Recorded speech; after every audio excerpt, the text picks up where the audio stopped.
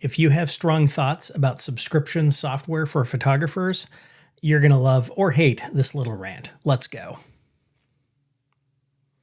Hey there, I'm Aaron from techphotoguy.com, and I've got some opinions about photo software and how we pay for it. And I had one of those experiences where someone was wrong on the internet and I need to talk about it. We often think of Adobe when it comes to subscription software and photographers, but this little discussion is about other photography apps.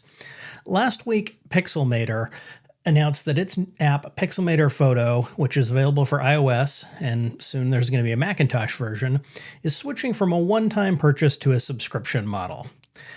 They're not the first one to do this. I already referenced Adobe, but we've even seen kind of the indie third-party apps do this as well. Darkroom switched to a subscription model not too long ago. And Luminar is kind of its own beast in that they don't technically have a subscription model, but they release an entirely new photography app every year that is, a paid upgrade or a paid app to buy if you don't have any of their previous products. So it's not technically a subscription, but they're continuing to get that money from you. So here's the deal when it comes to subscriptions.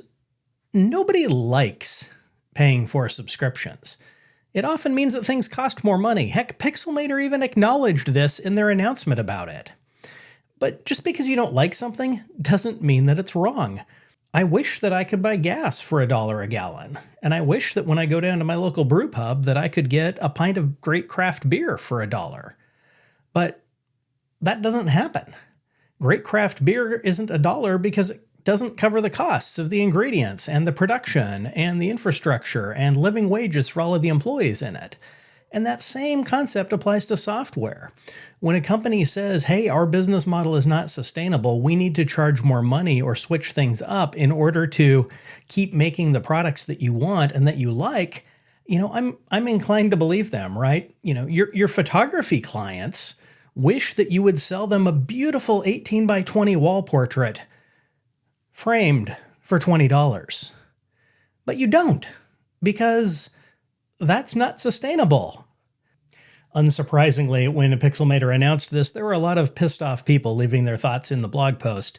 One person said it's a massive ripoff to be constantly paying money for a product that you never truly own. Well, I can think of a lot of things that I pay money for that I don't ever really truly own, whether it's electricity or travel accommodations or a checked baggage fee or anything like that. Someone else said that they're going to be finding another program that doesn't rip me off by making me rent their program. I don't think anybody's holding this guy hostage and making him rent Pixelmator Photo. If that's what's going on, I think this should be a much bigger deal, but I don't really think that's the case. And my favorite comment was somebody who left a big long rant, and then at the bottom they called out saying this was a bad decision based on lazy entitlement reasoning. Some might say that there's a little bit of entitlement in going and yelling on the internet about how other people should run their companies, but maybe that's just me pointing that out. Oh, and here's the capper with this. How did Pixelmator handle this for all of their existing Pixelmator Photo customers? Everybody gets an unlimited subscription to the app for free forever. So anybody who's already a customer has already made that one-time purchase. You get a subscription and nothing changes. You're not even going to pay more money. So does this piss you off? Do you think I'm on the right track? Maybe, hit that like button down below and leave a comment to tell me that I'm awesome or that I'm full of it, because we all have choices. There are a lot of apps out there when it comes to great photography software. Adobe, mentioned them before. I looked at the value of that recently. I'll drop a card up above so you can link over to that and see how they've done in the time that they made Creative Cloud subscription only, and what has that meant for updates to Lightroom and Photoshop. So, a little bit of a side rant here. Don't be a dick in comments on the internet. You can disagree, you can shop around. If a company's forced to raise their prices or change their business model or their pricing model, you're welcome to be unhappy with that, but don't go be an a-hole in the comments and make personal attacks. Pixelmator's a little company. It's about 20 employees. And I'm fairly certain that they didn't make this pricing change so that any of them could go buy their third Ferrari or their fourth vacation mansion. So it's fine to have disagreements, but really, it's photo software. Calm down. And this pixelmator photo subscription that has everybody all excited and, unhappy, the cost for it, if you pay monthly, it's less than half the cost for Adobe's photography plan. If you pay annually, it's only about 20% of the cost.